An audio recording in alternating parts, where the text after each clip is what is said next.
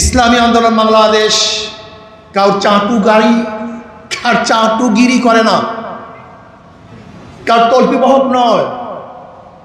ইসলামী আন্দোলন বাংলাদেশ সত্য এবং ন্যায় পথে আছে, থাকবে ইনশাআল্লাহ।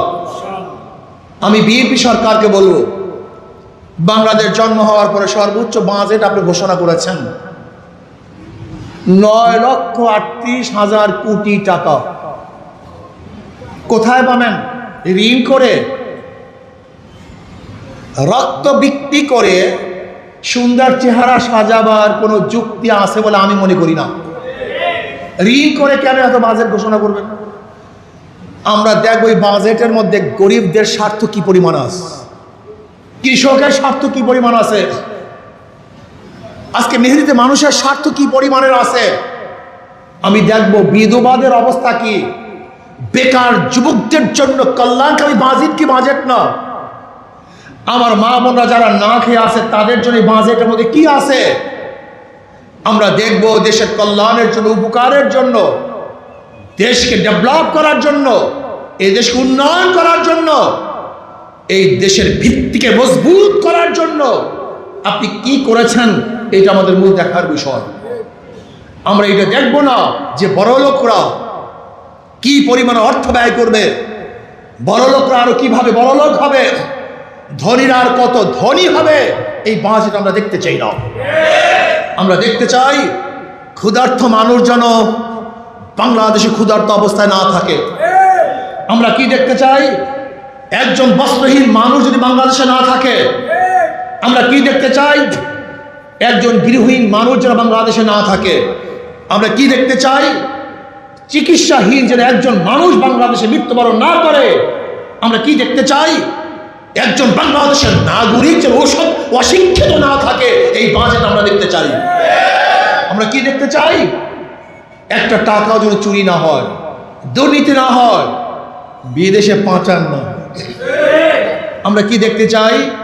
কি পরিমাণের এক্সপোর্ট আমরা করতে পারি, ইম্পোর্ট নয়, আমরা কি পরিমাণ এক্সপোর্ট করতে পারি, সেই বাজেট আমরা বাংলাদেশ সরকার সাথে থেকে আশা করি। আমরা নিজেদের পায়ে দাঁড়াতে চাই, আমরা গোলামি করতে চাই না। আমরা এই বাজেটে দেখতে চাই ওই আগ্রাসী শত্রুর মোকাবেলায় আমাদের সৈন্যরা কিভাবে তাদের মোকাবেলা করবে, ওদের বিরুদ্ধে আন্দোলন সংগ্রাম যুদ্ধ করবে, সেই বাজেট দেখতে চাই।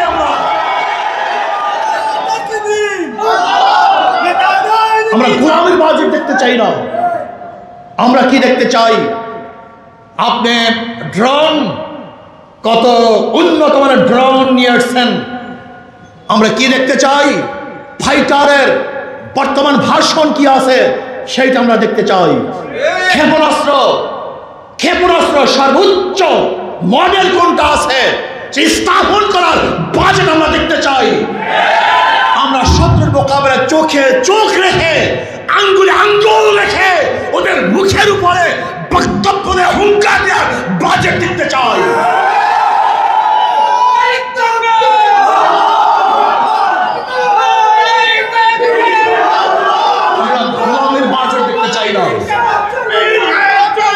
বাংলাদেশের মানুষ কোন দেশ, কোন ব্যক্তির পায়ের নিচে মাথা রাখতে পারে না, বরং বাংলাদেশের মানুষ স্বাধীন, পরাধীন নয়।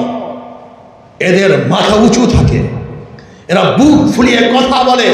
আর খাস করে সিলেটের মানুষ, এরা তো ভিন্ন জাতি, ভিন্ন গোষ্ঠী, এদের ইতিহাস আছে, ঐতিহ্য আছে। এই সিলেটের মানুষ রাজা গৌরব গবদের তাউসকে ধ্বংস করে কলেমার পতাকা উড্ডয়ন করেছে, সেটা নাম সিলেট। আপনাদের রক্তের মধ্যে ভিন্ন এক ধরনের রক্ত, গৌরবের রক্ত, ইতিহাসের রক্ত, ইসলামকে পুষ্টার রক্ত সিলেটের মানুষের ধমনীর মধ্যে প্রবাহিত। আমরা চাই এদেশে ইসলামী হুকুমাতের গণবিপ্লব এই শাহজালাল ইয়ামানী রহমতুল্লাহ আলাইহির জমিন থেকে ইনশাআল্লাহ শুরু হবে ইনশাআল্লাহ।